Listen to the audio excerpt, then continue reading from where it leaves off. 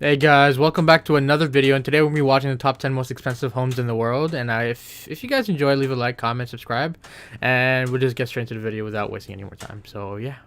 Visit to the corners of the earth to find the most expensive home on the globe. The top 5 most expensive houses in the world include everything from palaces to earthquake-resistant homes. Homes fitted with gold, Wow, that is sick. Flintstones-like homes, and every other luxury known to man. So, it's no surprise the ridiculous price tag slapped on these properties by realtors and assessors. In fact, the cheapest property on our list starts at $335 million. That property was 335 million? This architectural white elephant has multiple. This has to be a joke. I can see where the price goes because it's just so unconventional. But 335 million? Yeah, the fuck Swimming right. pools, gardens, waterfalls, an amphitheater built into the hillside, and a breathtaking view of the Mediterranean Sea from its series of bubble-like houses. This is where the name comes from, Bubble Palace, or Palais Bulle.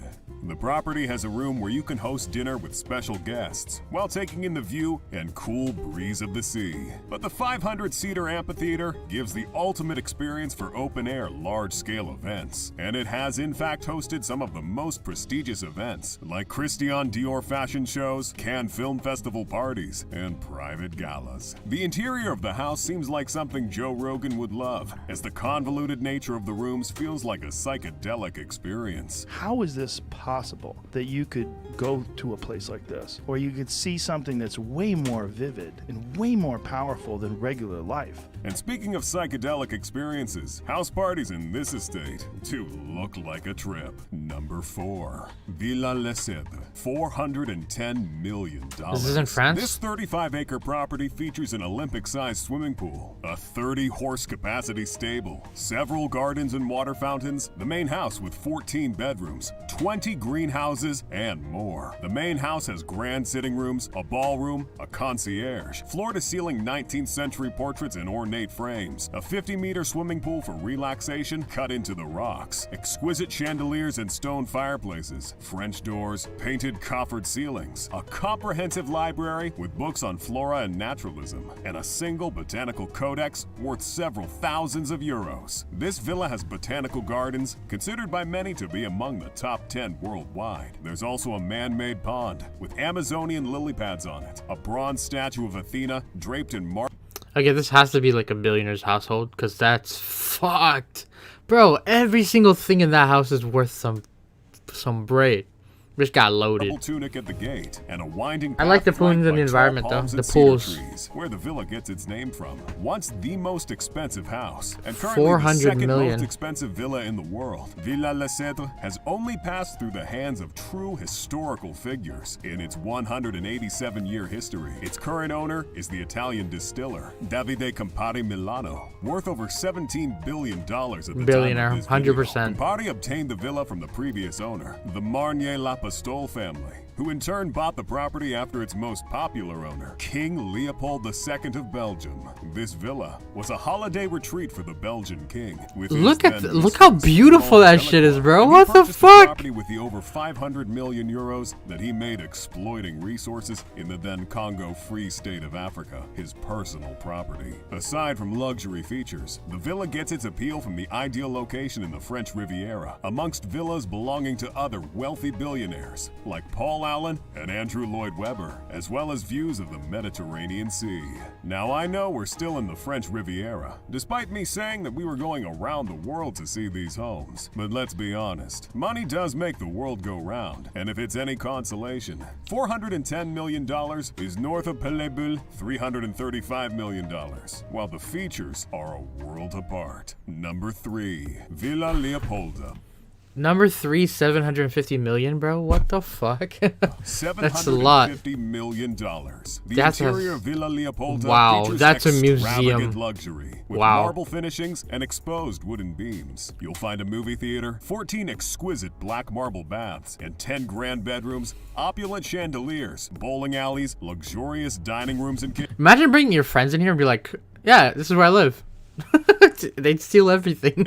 A library, and several sophisticated artworks and sculptures. The house itself is a work of art that invokes the French Belle Epoque style, and why not, since it was designed over centuries by several different architects and interior designers like Ogden Codman, Mika Ertegun, and Renzo Mongiardino. The entire compound is a sprawling 50-acre estate and features wealthy 50 additions acres. like a grand swimming pool, a helipad, several relaxation points, freshly trimmed gardens, and over 1,000 trees that give the estate covering and calming views. This is the most expensive villa on Earth and the most expensive private residence in Europe. It's located on the Villa Franche-sur-Mer Heights between Nice and Monaco in the French Riviera. What?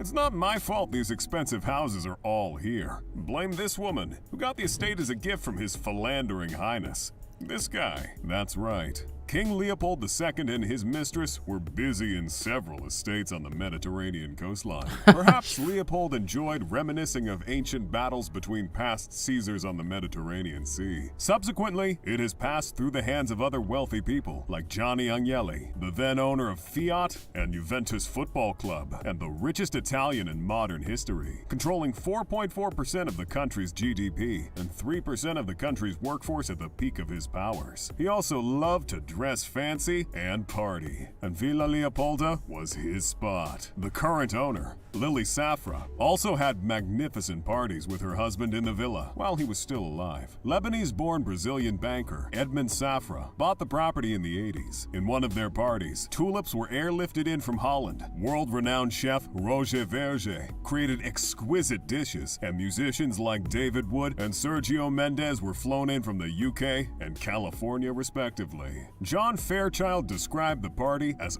ultimate. What is this guy on about right now? $3 billion today. Number 2, Antilla. $2 billion. This is in India, isn't it? Ladies and gentlemen. Oh, I think it said breath. top India. Okay, yeah, Seriously, it's from a pause billionaire, this video and he take a deep man, shut the fuck up for a second. He bought the he bought the whole property so his family can live in it, right? And it's only his family that live in it, and he has so many maids, and he owns the whole fucking building. breath.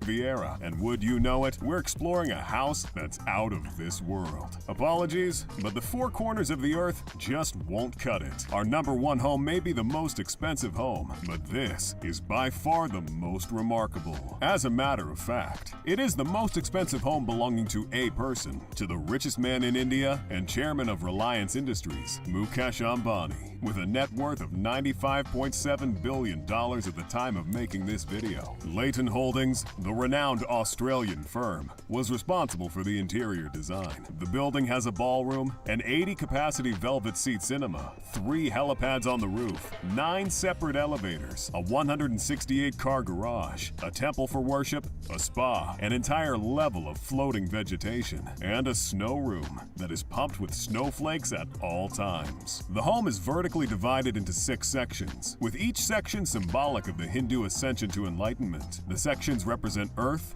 water, fire, air, sound, and light. The Antilla was built by Chicago-based Perkins Will to withstand a grade 8 earthquake. For perspective, a 2008 grade 8 earthquake in Sichuan, China recorded about 87,000 fatalities. Antilla stands at 570 feet with 27 floors, yet each floor is built high, so that the building looks like a 60-floor building. Antilla in all its glory stands in the heat of India's sleepless city, Mumbai. What do you even do with a house like that, bro? You can't, like, you spend years just going from room to room all the way to the top. Fuck, I don't know. I really don't know why I would not do that. I don't know what to do with that. Slumdog Millionaire is mostly set in. 600 workers tend to the house, and its 600 family members, while the house consumes approximately the same amount of electricity for 7,000 homes. $2.6 billion sounds like a lot, but you can imagine how much it costs to maintain. When an Ambani tells you there's no place like home, believe it. Number 1. Buckingham $5 Palace. billion. $5 billion. Oh, that makes sense though. It's The like a eternal historical presence site. of the Queen just proves that we're in the Matrix and nothing is real. But trust me, guys, that price tag is real. Buckingham Palace is the Oh, I most wish I was born in a expensive royalty property on family, the bro. That shit would surface be of God's sick. green earth and is an iconic monument Oh, wow. of neoclassical architecture. The palace has 775 rooms, including 52 principal bedrooms, 78 baths, 19 state bedrooms, 92 offices. I will say though, the inside looks terrible. It's so old-fashioned. It's ridiculous. I wouldn't buy a house like this ever. I mean, I'm not gonna ever get to that point, but still. And almost 200 staff bedrooms. This estate has its own post office, jeweler's workshop, and the largest private garden in London. The home was built in 1703 and has gone through modifications over the years by various architects and designers, hence its rich blend of architectural and interior design styles. Some rooms feature the famous Belle Epoque style, while several reception rooms have a Chinese Regency styling. Buckingham Palace has several rooms, including the music room, blue, green, and white drawing rooms, 50-meter-long picture gallery with works from the likes of Rembrandt and Van Dyck, and of course, the throne room. There are also several other rooms and grand halls that serve for hosting parties and receiving dignitaries. Due to the redecorations of King Edward VII, several of these rooms and stairways are designed in a Belle Epoque style, using cream and gold. What's not to like about these homes? Let us know in the comments below. And if you enjoy... Let me know if you guys enjoy it, and if you wanted me to react to a longer video, because I didn't realize this was only top 5. I thought it was top 10. Didn't realize it. So yeah, but if you guys enjoyed, let me know anything you guys have on your mind, if any feedback that I should like be aware of. And yeah, if you guys enjoy, leave a like, comment, subscribe. Peace.